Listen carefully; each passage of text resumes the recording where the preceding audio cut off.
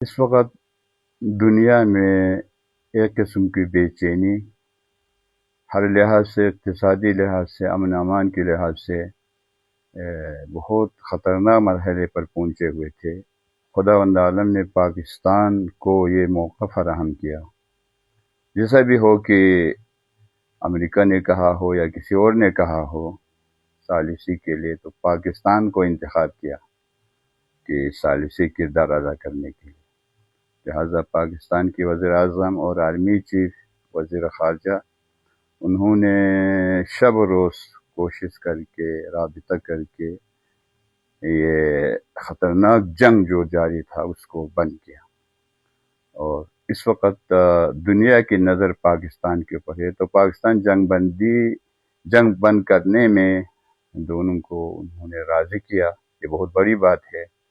اور یہ پاکستان کے آرمی چیف کا شب روز، وزیر اعظم کہتے تھے آرمی چیف کئی راتیں نہیں سوئے، کبھی امریکہ سے رابطہ کرنا، کئی ایران سے رابطہ کرنا، تو جنگ بندی میں کامیاب ہو گئے۔ اور پھر تقریباً 39 سال کے بعد امریکہ اور ایران کے اہم ترین وفود کو ساتھ بٹھانا یہ بہت بڑی بات ہے۔ آرمی چیف ایران جا کے اس دفعہ انہوں نے بہت بڑا کام کیا ہے۔ ایک تو ان کے وزیر خارجہ سے ملے ہیں، پھر صدر سے ملے ہیں، اسپیکر سے ملے ہیں، اور اس کے بعد یہ خدشہ تھا ممکن ہے کہ بیچ میں پاسداران اسلام جو بہت اہم رول ادا کر رہا ہے، اور امریکہ کو مجبور کیا۔ تقریباً وہ کہہ رہے تھے 10 ممالک سے رابطہ کیا ہے۔ میں سن رہا تھا ایران کی ایک تجزیہ نگار، 10 ممالک کو انہوں نے امریکہ نے لگایا کہ جنگ بندی کرے، لیکن آخر کار پاکستان نے اصرار کیا تو ایران نے چند شرائط کے ساتھ جنگ بندی پر رضایت۔ ایران کے آرمی چیف سے بھی ملاقات کی ہیں، پاسدار اسلام سے، خاتم الانبیاء کے مرکز پہ گئے ہیں، وہاں فوجی وفد سے آپس میں ایک دوسرے سے ملے ہیں۔ تو امید یہ کی جاتی ہیں انشاءاللہ یہ جنگ بندی مستقل طور پر ہو جائے۔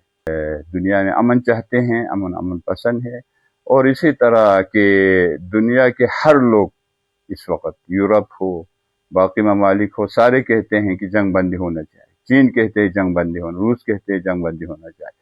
پاکستان کے ہر عوام فرد 90% عوام جنگ بندی کے حق میں ہیں، اور اس وقت ہمارا پیغام یہ ہے پاکستانی وزیر اعظم اور آرمی چیف سے، آپ اس کوشش کو جاری رکھیں، اور ہم ادھر گلگت بلتستان میں پاکستان کے بارڈر پہ رہ کے پورے پاکستان کے عوام کو ایک قسم کے ہم مبارکبادی دیتے ہیں۔ ہمارے ملک کے MH اس وقت بہت ہائی ہو گئے ہیں، اور دنیا کی نظر ہمارے ملک کے اوپر ہے، اور ہم اپنے ملک کے بارے میں ہم پر فرض ہے ہم اپنے ملک کے دفاع کرنا، اور اپنے ملک سے ہر قسم کے